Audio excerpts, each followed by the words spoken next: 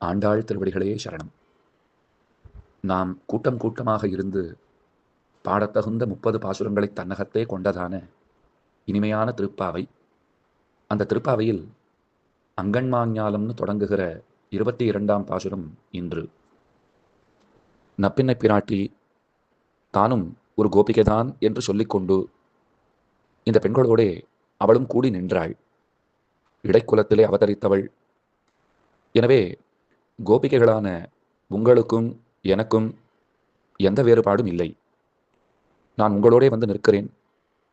நாம் அனைவருமாக சேர்ந்து கண்ணனை எழுப்பி அவனிடத்திலே எதொன்றை பிரார்த்தித்து பெற வேண்டுமோ அதை பிரார்த்திப்போம் அப்படின்னு சொன்னாள்.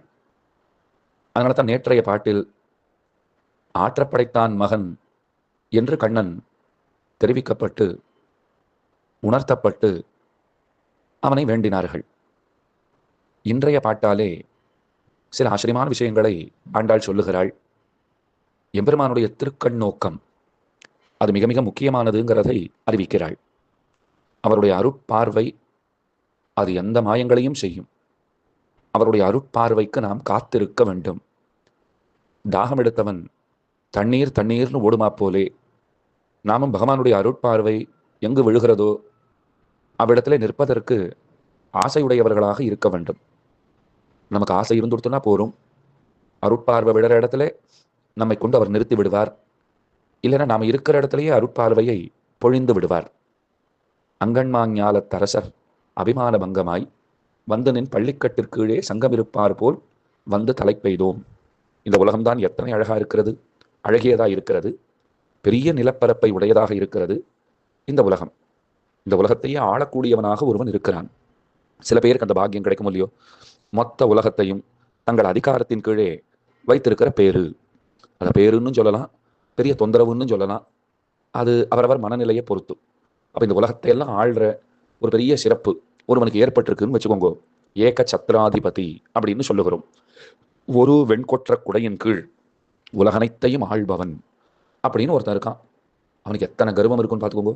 உலகமெல்லாம் என்னுடைய காலடிக்கு கீழே அப்படின்னு இருமாந்து இருக்கிறான். ஆனா ஒரு கட்டத்திலே அவனுக்கு அறிவு பிறந்து விட்டதுன்னு சொன்னால் அவன் என்ன யோசிப்பான் தெரியுமா? இதெல்லாம் நிலையானதா? ஏதோ ஆசைப்பட்டு இருக்கோமே, எப்போதும் நாம் தான் சாஸ்வதமாக பெரியவன் அப்படின்னு நினைச்சுட்டு இருக்கோம். நான் நிரந்தரமானவன். இந்த எண்ணம் சரியா தப்பானா? ஒரு விதமா பார்த்தா சரி, ஒரு விதமா பார்த்தா தப்பு. ஆன்மான்னு எடுத்துட்டா நீங்கள் நிரந்தரமானவர்கள், அதுல சந்தேகமே வேண்டாம். இப்போ நீங்கள்னு சொன்னீரே, நீர் இல்லையான்னு கேட்க வேண்டாம், என்னையும் சேர்த்துன்னு வச்சுக்கோங்க. நாம் நிரந்தரமானவர்கள், ஆத்மா நிரந்தரமானவன். அப்போ இந்த தேகம், ஐயோ இது எத்தனையோ தேகங்கள் எடுத்துட்டாச்சு, இனிமேலும் பல தேகங்களை எடுத்துக்காம இருக்கிறதுக்கு என்ன வழி செய்யணுமோ அதை செய்து கொள்ள வேண்டும். அப்போ ஆன்மான்னு பார்த்து நான் நிரந்தரமானவன் அப்படின்னா தப்பு இல்லை. நான் ராஜான்னு பார்த்து நான் நிரந்தரமானவன் அப்படின்னு ஒருத்தன் சொல்லுண்டானாகில் நிச்சயம் தப்பு தான். அப்போ அவனுக்கு ஒரு அறிவு ஏற்படுகிறது, இது எதுவுமே சாஸ்வதம் இல்லை. அப்போ ஏது சாஸ்வதம்? எம்பெருமானுடைய திருவடிகளே நமக்கு புகழ். அதுதான் சாஸ்வதமான நிதி, நிரந்தரமான செல்வம், அதுதான் நிரந்தரமான அரசு. அதை பற்றி கொள்ள வேண்டும், அதை பெற்றுவிட வேண்டும்னு ஆசை ஏற்பட்டவனாய் எல்லாவற்றையும் துறந்து நேரே பகவானிடத்திலே செல்லுகிறான். அவனுடைய கட்டில், அந்த கட்டிலுக்கு கீழே போய் ஒளிந்து கொள்கிறானாம் அரசன். அந்த மாதிரி ஒருத்தன் தான் வந்திருக்கானா? இல்லை, பற்பல அரசர்கள் வந்துட்டா. நேரே வந்து விட்டு தங்களுடைய அபிமானம், இத்தனை நாள் இருந்த அகங்காரம் மமகாரங்கள் எல்லாம் தொலைய பெற்றவர்களாய். அகங்காரம்னா ஆணவம், நான் சொல்றோம் பாருங்க, அதுதான் அகங்காரம். மமகாரம்னா எனது, இந்த நான்கிறதுனால தான் எனதுங்கிறதே வருது. அதனாலே இந்த அபிமானம் எல்லாம் தொலைய பெற்றவர்களாய் பற்பல அரசர்கள் எம்பெருமானுடைய கட்டிலுக்கு கீழே வந்து ஒளிந்து கொண்டிருப்பார்களாம். அது ஏன் கட்டிலுக்கு கீழே வந்து ஒளிஞ்சுட்டு இருக்கான்னு கேள்வி வந்தது. அதுக்கு பதில் சொன்னா, இல்ல வெளியில தங்களை யாராவது பார்த்துட்டா இவன் ரொம்ப நல்ல விதமாக ஆட்சி செய்திருக்கிறான், அதுல நல்லவாள் இருப்பாடு இல்லையோ, மிகச்சிறந்தவர்களாய் நல்ல நிர்வாகத்தை கொடுத்திருக்கக்கூடியவர்களாய் சில அரசர்கள் இருப்பர்கள், இருக்கக்கூடும். அவர்களை வெளியில பார்த்துட்டா ஜனங்க என்ன தெரியுமா சொல்லுவாளாம்? இவரை போல ஒரு ராஜா கிடைப்பாரா?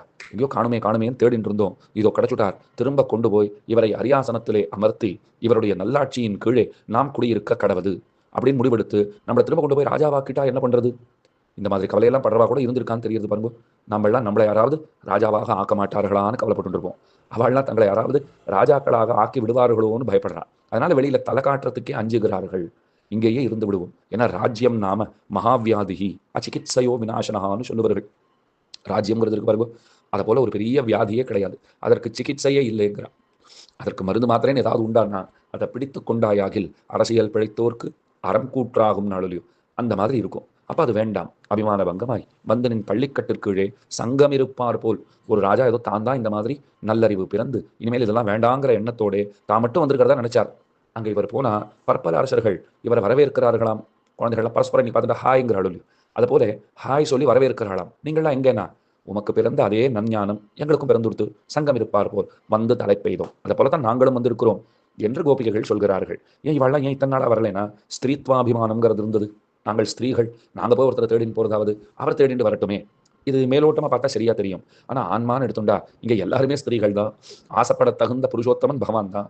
அவன் ஆசைப்படுறத தப்புன்னு சொல்ல முடியுமா? அதனால அவர் ஆசைப்பட்டிருக்கணும். ஆசைப்பட்டோம். சரி அவர் வரார், நம்ம கிட்ட வந்துட்டு இருக்காருன்னா 2 அடி நாம் எடுத்து வச்சிருக்கலாம்னா வைத்திருக்கலாம். இத்தனை நாள் வைக்கலை. ஏன்னா ஸ்திரீத்வாபிமானம். அந்த அபிமானம் தொலைய பெற்றவர்களாய் நாங்களும் வந்திருக்கிறோம். எத்தனை ஜென்மங்களாக உன்னோடு எதிரம்பு கோர்த்து கொண்டிருந்தவர்களான நாங்கள் இன்றைக்கு வந்திருக்கிறோம். அதுக்கு மேல பாடுறா, கிங்கிணிவாய்ச் செய்த தாமரை பூ போலே செங்கண் சிரிச்சிருதே எம்மேல் விழியாவோ திங்களும் ஆதித்யனும் எழுந்தார் போல் அங்கன ரெண்டும் கொண்டு எங்கள் மேல் நோக்குதியே எங்கள் மேல் சாபம் இழிந்தேலோர் எம்பாவாய். சதங்க பார்த்துருக்கீங்களா? அதில் கட்டி விட்டுருப்பா. சதங்கை மணிகள்லாம் இருக்கும். அதில் தாமரை முட்டு போல மலரை போல அதை சுற்றி அமைச்சிருப்பா. அதுக்குள்ளே தான் ஒரு மணி இருக்கும். அதுதான் இவர்கள் நாட்டியம் ஆடும்போதோ நடக்கும்போதோ ஒலியை எழுப்பும். அது திறந்து மூடியும் இருக்கா போல இருக்கும். அதில் இருக்கக்கூடிய அந்த மலர்களை நீங்கள் பார்த்தீர்களானால், சதங்கையிலே இருக்கிற மலர்களை பற்றி பேசிட்டு இருக்கேன். அதை பார்த்தோம்னு சொன்னால் அதை மூடியும் திறந்தும் இருக்கிறா போல இருக்கும். அதை போல செங்கண் சிரிச்சிறிதே எம்மேல் விழியாவோ. என்ன தெரியுமா பண்ண வேண்டும்? கிங்கிணி வாய்ச் செய்த தாமரை பூ போலே செங்கண் சிரிச்சிறிதே எம்மேல் விழியாவோ. நீ மொத்தமாக பார்த்து 2 விழிகளையும் அகல விரித்துக் கொண்டு எங்களை பார்ப்பாயேயாகில் அந்த அனுகிரகத்தை தாங்கிக் கொள்கிற அளவிற்கு எங்களிடத்திலே சக்தி கிடையாது. நீ கொஞ்சம் கொஞ்சமாக பார்க்க வேண்டும். செங்கண் சிரிச்சிறிதே எம்மேல் விழியாவோ திங்களும் ஆதித்யனும் எழுந்தார் போல். பகவான் பெயர்பட்டவர் பாருங்க. சூரியனுக்கு உண்டான ஒளி அவரிடத்திலே உண்டு, சந்திரனுக்கு உண்டான தன்மை அவரிடத்திலே உண்டு. அப்ப பகவானுடைய திருக்கண்கள் அவை இரண்டும் எப்படி இருக்கின்றன? சில்லுன்னு இருக்கிற சூரிய நாட்டம். அப்படிதான் இப்ப கொள்ள வேண்டும். தன்னழி சூரியன் அப்படின்னு சொல்லலாமா? அழகா வார்த்தை வந்திருக்கு பாருங்க. தன்னழி சூரியன் தான் அவரை சொல்ல வேண்டும். அதனாலே திங்களும் ஆதித்யனும் எழுந்தார் போல் அங்கண் இரண்டும் கொண்டு எங்கள் மேல் நோக்குதியேல் எங்கள் மேல் சாபம் இழிந்தேலோ எம்பாவாய். அந்த அழகிய தாமரை கண்களாலே எங்களை நோக்குவாயே யாகில் எங்களுடைய சாபம் எல்லாம் எங்களுடைய வருத்தம் எல்லாம் தீரப்பெற்றவர்களாக நாங்கள் ஆவோம். ஸ்ரமணி விதுர ருஷி பத்னிகளை பூதராக்கின புண்டரீகாட்சன் நெடுநோக்கு சாபமிழிந்தென்ன பண்ணுமிரே என்ன ஆச்சாரிய ஹிருதயத்திலே நாயனாருடைய ரொம்ப ஆச்சரியமாக ஸ்ரீசூக்தி.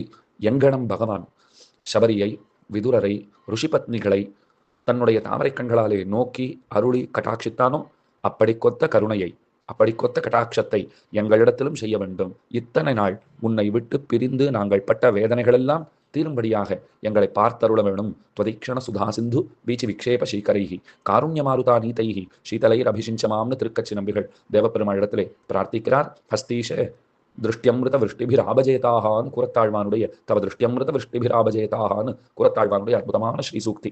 தேவபெருமானை பார்த்து தான் அவரும் சொல்றார், உம்முடைய அழகான பார்வை, கருணை பார்வை, அதை பருகுவதற்கு அடியன் காத்திருக்கிறேன், அதில் நனைவதற்கு அடியன் காத்திருக்கிறேன், நம்மை நன்கு நனைத்தருள வேணும் என்று அவர்கள் பிரார்த்திக்கிறா போலே இந்த பாசுரத்தாலே இந்த கோபிகைகளும் பகவானிடத்திலே அவனுடைய தாமரை கண்களாலே நோக்க வேணுங்கிறதையே முக்கிய பிரார்த்தனையாக கொண்டு அது தன்னையே யாசிக்கின்றார்கள். ஆண்டாள் திருவடிகளே சரணம்.